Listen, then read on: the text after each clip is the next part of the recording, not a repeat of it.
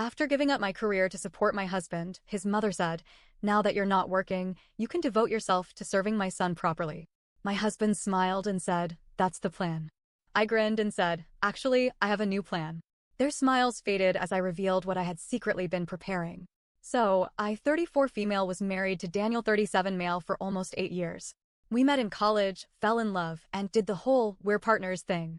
Or at least, I thought we were partners. Turns out, I was just playing my role in a script someone else wrote. His mother, Margaret, 64 female. Margaret never liked me. Not in an outright "I hate you" way, but in that slow, insidious way where everything she said had an edge. Every compliment was backhanded. Every smile was tight. Every conversation had an underlying message: I wasn't good enough for her son. Which was funny, considering I was the one who had the better job, made more money, and handled most of the adult stuff in our marriage. Bills, groceries, appointments, you name it. Daniel worked in finance, but he had a history of job hopping. I never made a big deal about it. People switch jobs. Careers shift. I had no problem being the steady one. But Daniel and Margaret? Oh, they had a problem with it. About a year ago, Daniel started talking about having kids. I wasn't against it, but I wasn't ready. I had spent years building my career, and I wasn't about to throw it away just because my biological clock was ticking, as Margaret so kindly put it. Daniel acted disappointed, but said he understood. Then he got laid off. At first, I was supportive. I told him to take his time looking for something new. We weren't struggling financially, so I figured a couple of months off wouldn't hurt. But months passed and he wasn't looking. At all. Instead, he was relaxed. He started sleeping in. He played video games for hours. He picked up hobbies like baking and suddenly started acting like a stay-at-home husband. Meanwhile, Margaret started coming over more. She'd drop off food, tell Daniel how hard this must be for him, how stressful it must be to rely on me financially. And then she'd turn to me with that tight smile and say, "It's a good thing you're stepping up. This is what a wife should do." That was the first time I felt it. That gnawing feeling that something wasn't right. One night, Margaret invited us over for dinner. I didn't want to go, but Daniel said she was making his favorite meal, so I caved. We're sitting at the table, and Margaret is in rare form, going on about how woman's place is in the home, how she gave up everything to be a wife and mother, how Daniel deserves a woman who will take care of him the right way. Then she looked me dead in the eye and said, "Now that you're not working, you can devote yourself to serving my son properly." I laughed. Out loud. But Margaret didn't laugh. She just kept smiling. Then Daniel, my husband, the man who supposedly respected my career, my choices, my time, leans back in his chair, looks me right in the eye, and says, "That's the plan." He said it so easily, like it had already been decided. I felt my stomach drop. That's when I realized this wasn't some accident. This wasn't just Daniel being lazy or Margaret being pushy. This was a plan. Daniel let himself get fired. He and his mother had cooked this up. They wanted me to take on the role of the perfect little housewife while Daniel got to be the man of the house without actually doing anything. And they expected me to just go along with it. I smiled. I smiled so wide my cheeks hurt. "Actually, I have a new plan." Margaret's smile twitched. Daniel frowned. I didn't elaborate. I just kept eating. And that was the moment I decided, if they wanted a game, I'd give them a war. I didn't react that night. I didn't fight. I didn't argue. Instead, I nodded along, pretended to agree, let them think they had me. Then I got to work. For the next 6 months, I played the part while setting up my escape. I found a divorce lawyer. A damn good one. I didn't want to just leave, I wanted to leave with everything I was owed. We had a joint account. I stopped using it. Instead, I slowly funneled my direct deposits into a new account under my name only. I left just enough in the joint account to keep up appearances. I started keeping records. Every conversation. Every text. Every call where Margaret talked about how I needed to serve Daniel. Every time Daniel mentioned how nice it would be for me to finally focus on the home. And the cherry on top?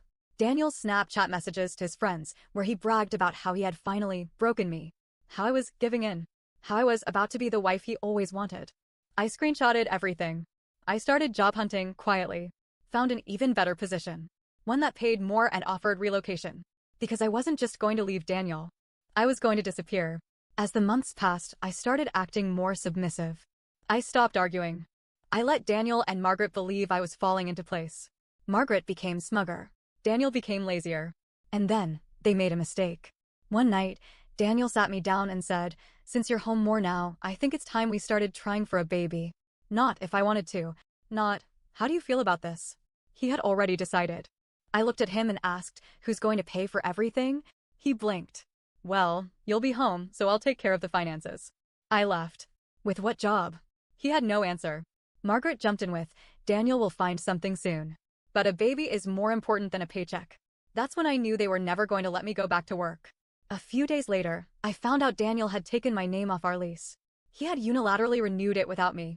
Meaning, if I left, I'd have no claim to our home. He wasn't planning for me to leave. He was planning to trap me. And that's when I decided it was time. I didn't react when I found out about the lease. I didn't scream, didn't cry, didn't ask him why. I just stared at the email from the landlord, confirming the renewal, with only Daniel's name on it. He had done it behind my back. He had removed me from our home, legally locking me out of the place I paid for, while still expecting me to cook, clean, and make babies for him. I felt sick. That night, I acted normal. I made dinner, sat across from him, watched him eat like nothing had changed. But inside, I was done. I had been planning to leave, but now I wanted more. Daniel and Margaret had spent months treating me like I was stupid. Like I would just accept my new life. Like I wouldn't fight back. So I changed my plan. I wasn't just going to leave. I was going to burn it all down first. For the next few weeks, I let myself become exactly what they wanted. I started dressing the way Margaret liked, soft colors, no makeup, modest outfits. I cooked full meals, let Daniel brag to his friends that I was settling into my role. I even let him think we were trying for a baby. I threw out my birth control pills right in front of him. Except, they were already empty. I had flushed the real ones weeks ago. Margaret was thrilled. "Finally, you're making the right choices." Daniel was smug. "See? I told you she just needed time." I smiled and nodded. Meanwhile, behind the scenes, I was preparing for war. One afternoon, I accidentally left my laptop open with a job offer email visible. Just enough for Daniel to see. He saw it. I knew because, that night, he was different.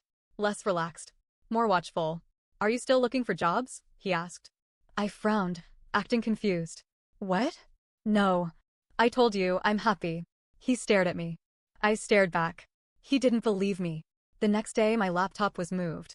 He had gone through it. I let him think he was smart. That he had caught me before I could do anything. That I was trapped. Because the real plan? The real plan was something he couldn't see coming. Margaret had been pushing for grandkids since the day we got married. Daniel, ever the golden child, was desperate to give her one. So, I gave them exactly what they wanted. I started acting differently, nauseous in the mornings, more tired, forgetting things. Margaret noticed first. She practically vibrated with excitement. "Do you think?" she asked one night, eyes shining. I pretended to be embarrassed. "I don't know. It's too soon to tell." She immediately made Daniel go buy pregnancy tests. I took them. And, surprise, they were negative. Margaret was disappointed. But I just sighed and said, maybe it's too early. So I took another test. And another. And another. All negative. And then, a week later, one was positive. Daniel lost his mind with excitement. Margaret started crying. I just smiled. Because that test? It wasn't mine. I had taken a real test earlier that week. Negative, of course. But I had a friend who was actually pregnant. And let's just say, she owed me a favor. Margaret went into full wedding planner mode, but for a baby. She started ordering nursery furniture. She called Daniel every day to remind him that his responsibility was to provide for his growing family. And suddenly, Daniel was panicking. Because now, he actually had to do something. No more lazy mornings. No more video games. No more playing House Prince while I funded his lifestyle. He started looking for jobs. He started asking me about our finances. How much do we have in savings? Should we start budgeting? I acted clueless. "Oh, I don't know. You handle all that, right?" His face went pale. Because he didn't. One night, Daniel came home looking off. He sat me down. "We need to talk." Here it was. The moment I'd been waiting for. "I think," he started slowly, "we should move in with my mom for a while." I blinked. "What?" He swallowed. "Just until the baby comes. It would save money. She can help with things. It just makes sense." He wanted me to move into Margaret's house. To be completely under her control. To make sure I never left. I stared at him, really stared at him. And I realized, he wasn't just desperate. He was afraid. He had no money. He had no job. He had nothing. And suddenly, he knew it. I leaned back, pretending to think it over. Then I said, "Okay." He blinked. "Wait, really?" I nodded. "If that's what you think is best." Margaret was overjoyed. She started planning the move immediately. Meanwhile, I was making my final moves. Margaret wasted no time. Within days, she had a whole itinerary laid out. She planned every detail of our move into her house, down to the nursery wallpaper. She sent me baby name lists. She started talking about quitting my job for me. You'll be too busy with the baby to work anyway. Daniel will take care of things. I smiled and nodded. Of course. Daniel, on the other hand, he was unraveling. At first, he was thrilled, his mother was happy, I was in line, and his perfect little world was taking shape. Then, he checked our bank account. And that's when everything changed. It was a Tuesday night. Daniel was on his laptop while I pretended to fold baby clothes Margaret had already started sending over. Then I heard it. A sharp inhale. The clicking of a mouse. The way his breathing changed. And I knew. He was looking at the account. The account that should have had a hefty savings balance. Instead, it had barely enough to cover the next month's rent. I had been moving the money for months, shifting it into my private account, making sure I had full control over everything when the time came. Where's the money? He asked, his voice forced calm. I blinked. What do you mean? He turned the screen toward me. Our savings. It's gone. I looked at it, feigning surprise. That's weird. You've been managing the finances, haven't you? His eye twitched. You know I don't. He stopped himself. Oh! He realized. He had been so busy assuming I was trapped that he never noticed I had been the one in control the entire time. I waited, watching the gears turn in his head. Watching as he pieced together the reality. Watching the panic set in. Because Margaret had been pushing him to step up. Because a baby was coming. Because he had no money, no job, and no way out. He was the one who was trapped now. For the next few days, Daniel was different. He was distant. Jumpy. And then? He did something I never saw coming. He went through my phone. I caught him at 2 a.m., sitting on the edge of the bed, my phone unlocked in his hands. I didn't say anything. Just walked over and sat next to him. He was staring at my banking app. He had seen everything. He turned to me, eyes dark with something I couldn't quite name. Why are you moving money? I tilted my head. Why are you looking through my phone? Silence. I took my phone back. You know that's illegal, right? What you just did.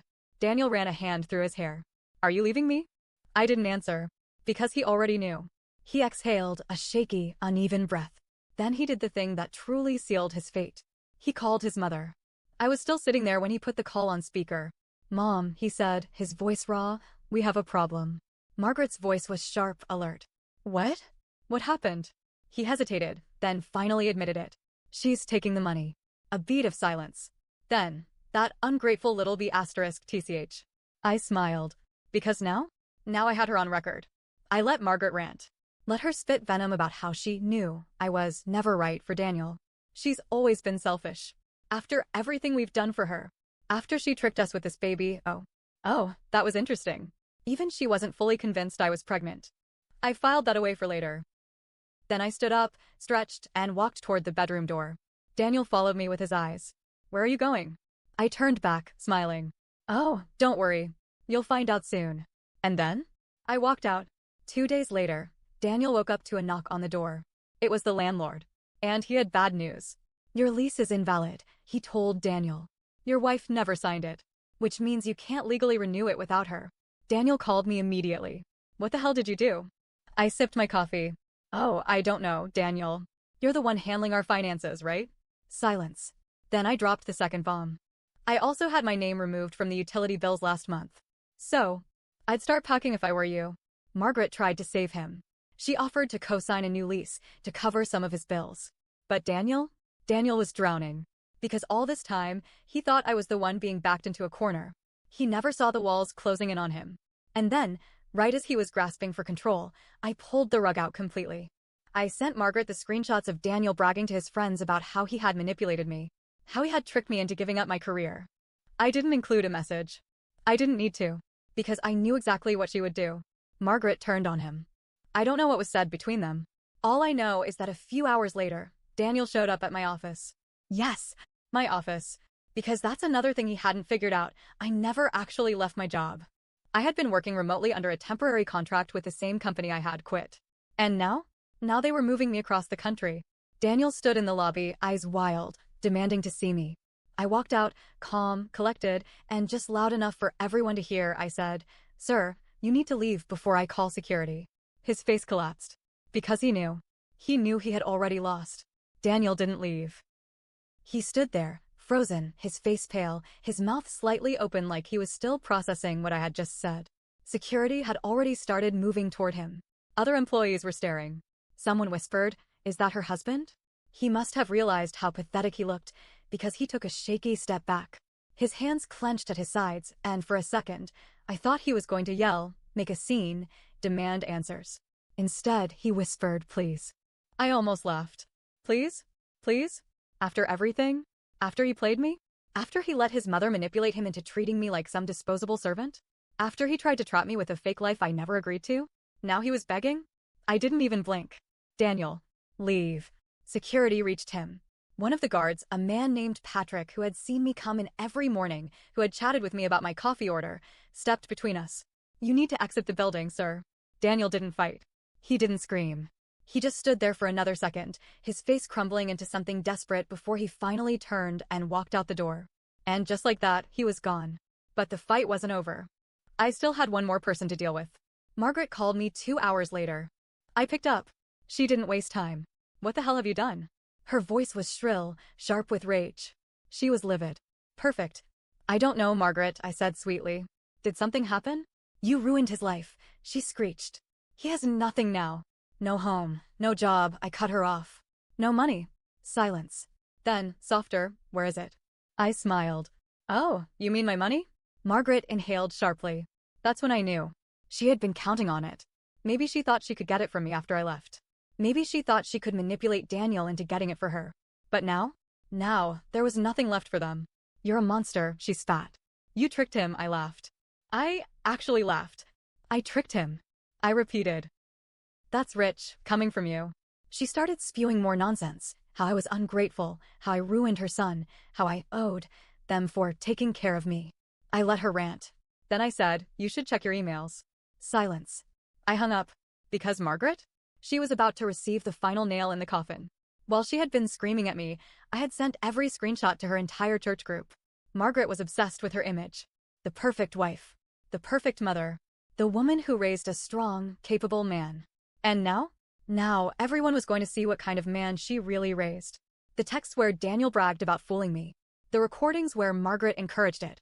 The bank records proving they had tried to financially trap me. I even included a sweet little note. I just thought everyone should know the kind of values Margaret truly raised her son with. Enjoy. And then? I blocked her. Margaret might have had control over Daniel. She might have had control over his past relationships. She might have had control over their twisted little world. But she never had control over me. And now? She never would. Margaret was disgraced. Her church friends? They turned on her instantly.